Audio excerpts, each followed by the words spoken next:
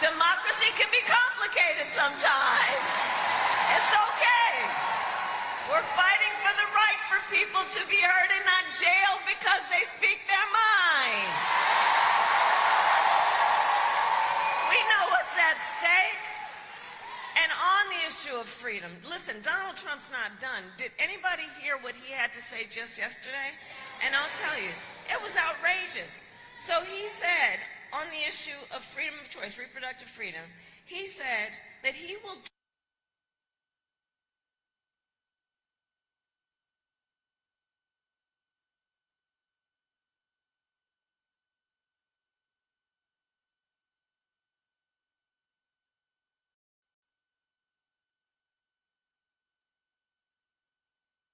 told us he does not believe women should have authority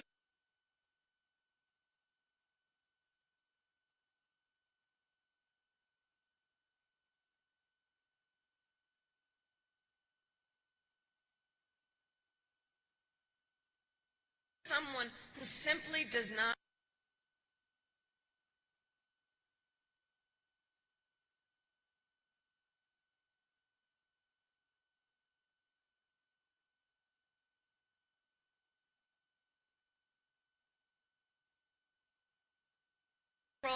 putting IVF treatments at risk and forcing states to monitor women's pregnancies. You don't have to take my word for it. Google Project 2025. Read the plans for yourselves. And I know we all know that one does not have to abandon their faith or reasonably held beliefs to agree that the government should not be telling her what to do with her body.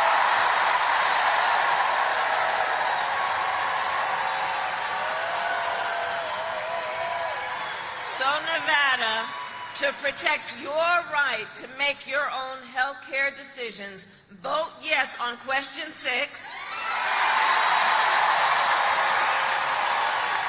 And make sure you vote up and down the ballot to truly protect that right. And I will tell you, when Congress passes a bill to restore reproductive freedom nationwide, as President of the United States, I will proudly sign it into law.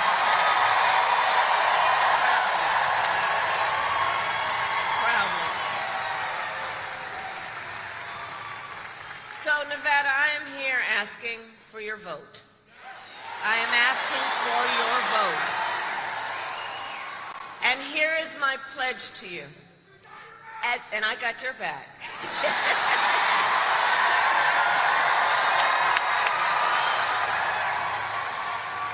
As President, I pledge to you to seek common ground and common sense solutions to the challenges you face. I am not looking to score political points. I am looking to make progress. And I pledge to listen to experts, to listen to those who will be impacted by the decisions I make, and to listen to people who disagree with me. Because that's what real leaders do. That's what real leaders do. And unlike Donald Trump, I don't believe that the people who disagree with me are the enemy. He wants to put them in jail. I'll give them a seat at the table. That's what leadership looks like. And I pledge to you to always put country above party and self, and to be a president for all Americans. For all Americans. So it all comes down to this. We are all here together. And again, you are taking this time to be here because we love our country. We love our country. And when you love something, you fight for it. You fight for it.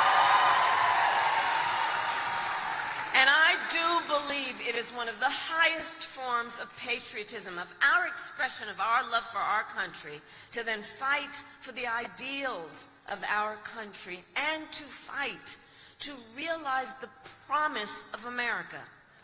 And I'm going to tell you, I have always believed in our nation's promise because I have lived it. I grew up a child of the civil rights movement. My parents would take me to marches when I was in a stroller.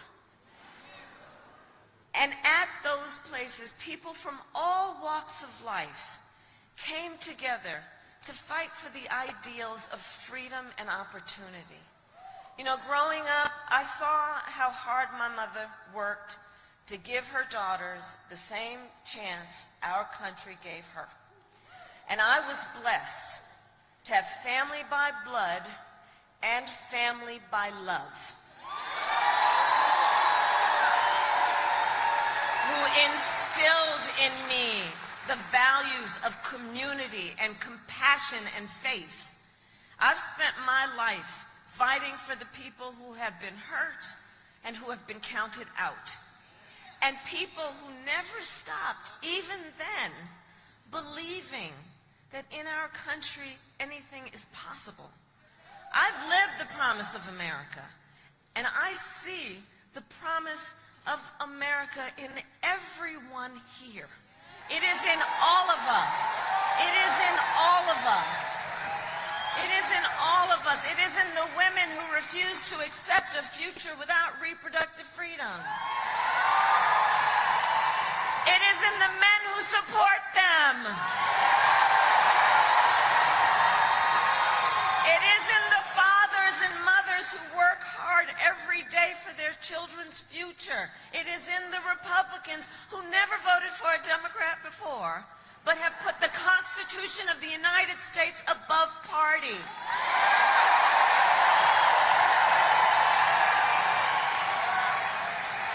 I see the promise of America in all the young leaders who are voting for the first time.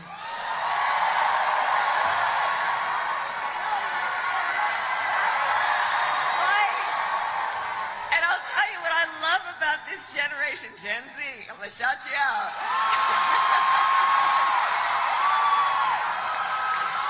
Let me tell you what I love about you all, you leaders, you young leaders, as you are rightly impatient for change. I love that about you. You are determined to live free from gun violence, to take on the climate crisis, to shape the world that you inherit. I love that about you. And for them, I say to everybody else, look, none of this is theoretical. This, for them, is a lived experience. It's not political.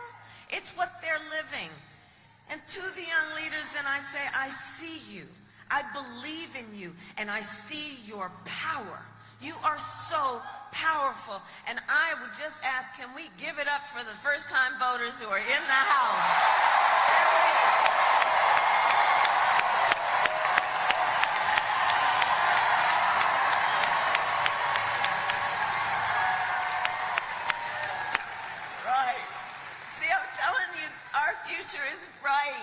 You just have to see it in front of you. The future of our country is bright.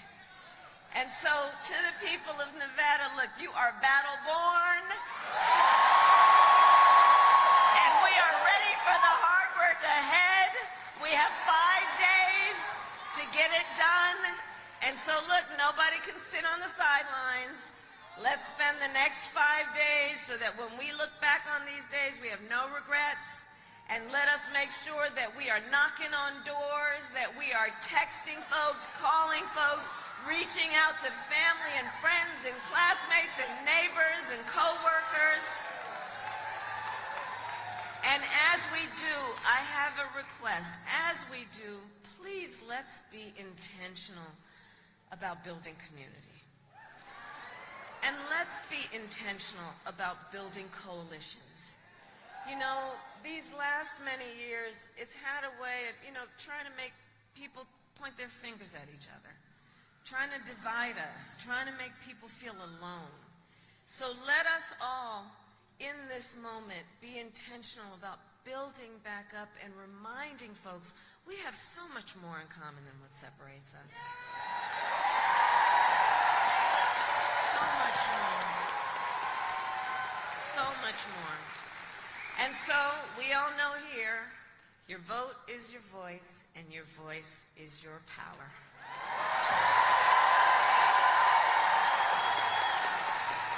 So today, Nevada, I ask you then, are you ready to make your voices heard? Do we believe in freedom? Do we believe in opportunity? Do we believe in the promise of America? And are we ready to fight for it? And when we fight, we win. God bless you, and God bless the United States. Your ballot today, your ballot must be returned to a drop box or postmarked by Election Day next Tuesday, November 5th. So please help get the word out and ask people to go to iwillvote.com if they're not sure. Let's spread the word. And we need you to vote, Nevada. You are going to make the difference in the outcome of this election, and I thank you. I thank you.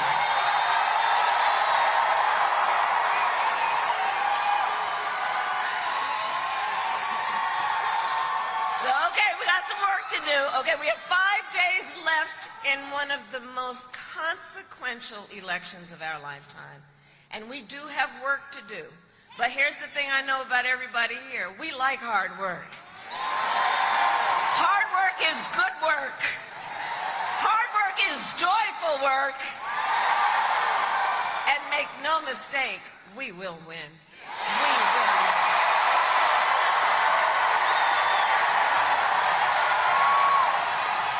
We will win. And one of the reasons we will win is because I know who the folks are here. I know who you are. And here's the thing about all of us. We know that when you know what you stand for, you know what to fight for. You know what to fight for. And we know we have an opportunity in this election to turn the page on a decade of Donald Trump trying to keep us divided and afraid of each other. We're done with that.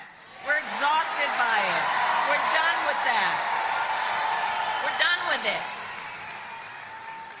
And Reno, this is the thing. We know that this is not who we are. That's not who we are. And it is time for a new generation of leadership in America.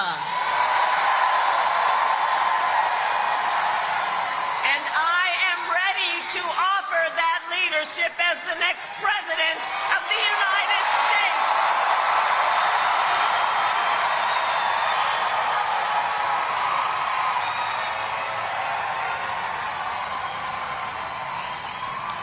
And Nevada, we're going to...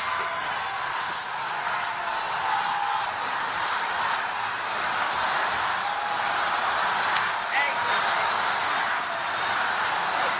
All right. Okay. We got work to do. We got work to do. So listen, but let me say this, and a lot of folks here know, I am not afraid of tough fights.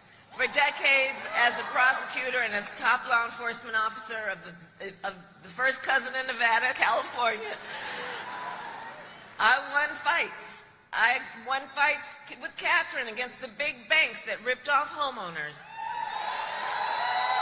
against for-profit colleges that scammed veterans and students, against predators who harmed women and children, against the cartels that trafficked in guns and drugs and human beings. And it is my pledge to you that if you give me the chance to fight on your behalf as president, there is nothing in the world that will stand in my way of fighting for you.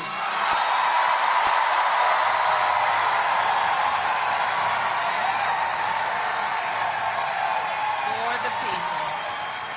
And look, we know who Donald Trump is. Because we all know He is not someone who is thinking about how to make your life better. And this is someone who is increasingly unstable, obsessed with revenge, consumed with grievance, and he's out for unchecked power. And in less than 90 days, either he or I will be sitting in the Oval Office.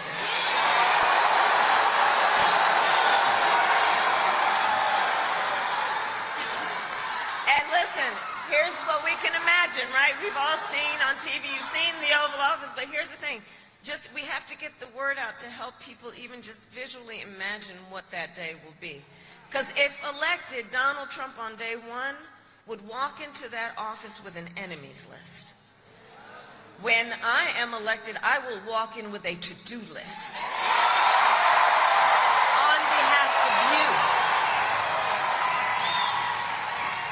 And at the top of my list is bringing down your cost of living. That will be my focus every single day as president.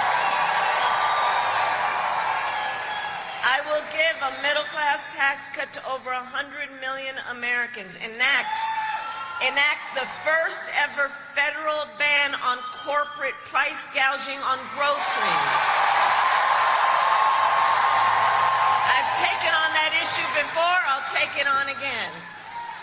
I will make housing more affordable by building more homes and taking on corporate landlords who unfairly buy up all these properties and jack up rents.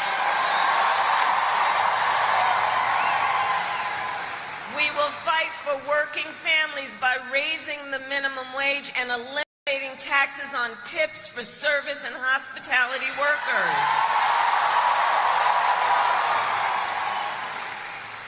And if you're caring for an elderly parent, I took care of my mother when she was sick. Listen, this is personal for me, as so many of these issues. If you are taking care of an elderly parent, my plan will cover the cost of home health care for seniors with Medicare, so you don't have to deplete whatever savings you got to qualify for Medicaid. It's just about dignity so that seniors can stay in their homes and you can be able to do all that you need to do, especially if any of you are in the sandwich generation, raising young kids while you're taking care of your parents. It's just about dignity. My plan will lower the cost of childcare, same point. We will also cut taxes for small businesses. Can I see the small business owners who are here?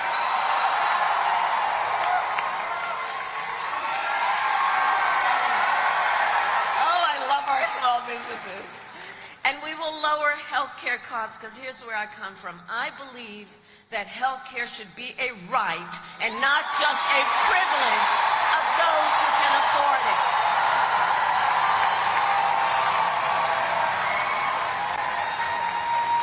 So this is about values, right? How do you think about what people need to live with dignity, to live where they are able to work and know that it actually means something, that is not just about getting by but getting ahead? On the other hand, Donald Trump's answer to the financial pressures you face is the same as it was the last time. Another $1 trillion in tax cuts for billionaires and big corporations. And this time he will pay for it with a 20% national sales tax on everything you buy that is imported. Just imagine, on clothes, food, toys, cell phones. A Trump sales tax that economists have measured will cost you, on average, an additional $4,000 a year. And on top of that, Donald Trump still wants to get rid of the Affordable Care Act, also known as Obamacare. And he has a very powerful friend in Congress, the Speaker of the House, who recently, if you notice, said that there will be a, quote, end to Obamacare. The words he used were no Obamacare, which, if he were to get his way, if Trump wins, means they would throw millions of Americans off health insurance.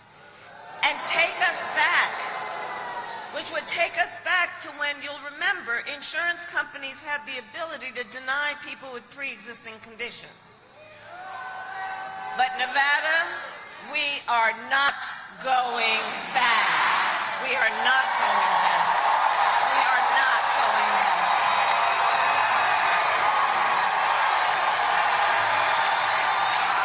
We are not going back.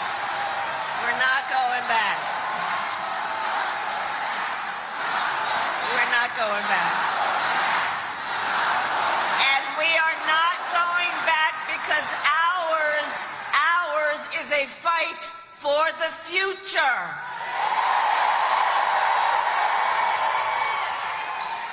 And ours is a fight for freedom. Like the fundamental freedom of a woman to make decisions about her own body and not have her government tell her what to do. And we all remember how we got here. Donald Trump hand-selected 3 members of the United States Supreme Court to overturn Roe versus Wade. They did, and now 1 in 3 women in America lives in a state with a Trump abortion ban. Many with no exceptions for rape or incest. You know what? Let me say something about this. We're here because we're fighting for a democracy. Fighting for a democracy. And understand the difference here. Understand the difference here. Moving forward. Moving forward. Understand the difference here. What we are looking at is a difference in this election. Let's move forward and see where we are. Because on the issue, for example, of freedom of choice, that's okay. That's all right. That's all right. That's okay. That's all right. You know what? Democracy can be complicated sometimes. It's okay. We're fighting for the right for people to be heard and not jailed because they speak their mind. We know what's at stake. And on the issue of freedom, listen, Donald Trump's not done. Did anybody hear what he had to say just yesterday? And I'll tell you, it was outrageous. So he said, on the issue of freedom of choice, reproductive freedom, he said that he will